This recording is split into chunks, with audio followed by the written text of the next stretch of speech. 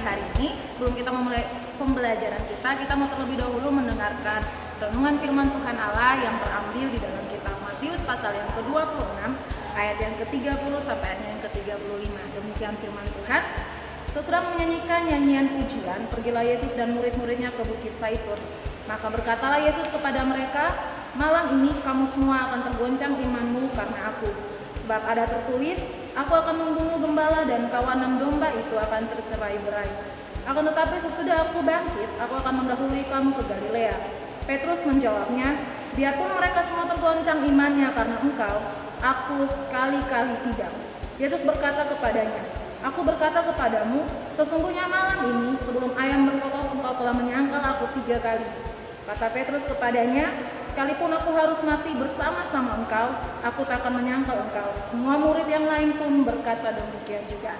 Amin buat kebenaran firman Tuhan kita pada pagi hari ini. Nah, anak-anak SMP dan anak-anak SMK Kristen Elim yang dikasihi Tuhan Yesus, hari ini kita mau belajar tentang 3 buah benda yang ketika dimasukkan ke dalam air mendidih, mereka akan mengalami perubahan bentuk.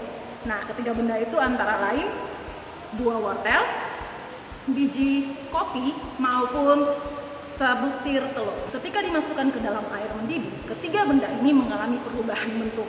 Kalau buah wortel yang awalnya keras, ketika dimasukkan ke dalam air mendidih, dia akan menjadi lunak atau lembek.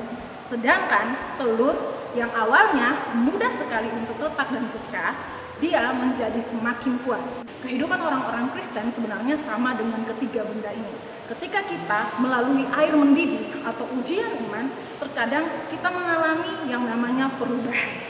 Ada orang Kristen yang sama seperti wortel, yang awalnya dia orang Kristen yang teguh di dalam iman dan pengharapan. Ketika melewati ujian atau air mendidih, dia berubah menjadi orang Kristen yang lembek, yang tidak kuat menghadapi situasi yang buruk, yang tidak bisa bertahan di tengah-tengah ujian iman yang dia miliki. Ada juga orang Kristen yang sama seperti kopi. Ketika dilarutkan di dalam air mendidih, kopi akhirnya berubah. Dia tidak memiliki bentuk sama sekali. Nah, di sini ada yang sama juga seperti telur. Ketika telur dimasukkan ke dalam air mendidih, telur bukan menjadi lembek atau sebagainya, dia semakin keras dan harus dipecahkan dulu cangkangnya untuk diambil isinya. Nah, anak-anak SMP dan anak-anak SMK Kristen Elim, ketika kita melewati ujian iman dalam kehidupan kita, terkadang kita sama seperti ketiga benda ini. Ketika situasi sulit datang, ketika ujian iman itu datang dalam hidupmu, jadi apa kamu? Itu tergantung pilihanmu hari ini. Ketika kamu sungguh-sungguh di dalam Tuhan, memegang imanmu di dalam Tuhan, apapun situasi yang kamu hadapi, kamu akan tetap teguh di dalam Tuhan. Ketika kamu melewati ujian air mendidih atau ujian iman dalam hidupmu, kamu harus tahu bahwa orang yang bertahan sampai akhir, dialah yang menjadi pemenangnya. Makanya firman Tuhan tadi katakan, ketika Petrus melewati ujian iman, Petrus sempat goyah.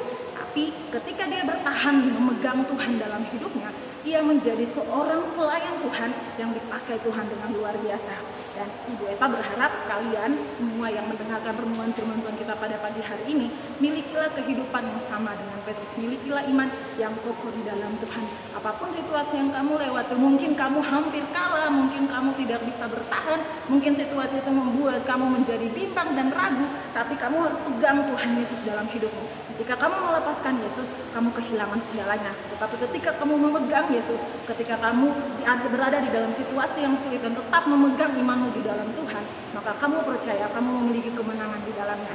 Dan Bu Eta percaya semua kalian yang selalu mendengar kebenaran firman Tuhan, kehidupan kalian semakin hari semakin bertumbuh di dalam pengenalan yang benar akan Kristus. Karena itu, apapun situasi yang kamu hadapi di depannya, percaya ketika kamu memegang Yesus, kamu memegang kehidupan yang kekal di dalamnya. Tuhan Yesus memberkati kita semua dan tetap percaya, tetap menjadi anak-anak Tuhan yang manis, yang takut akan Tuhan, yang setia beribadah, rajin mendengarkan renungan firman Tuhan tentunya, dan lebih daripada itu, hiduplah untuk menjadi berkat bagi sesama.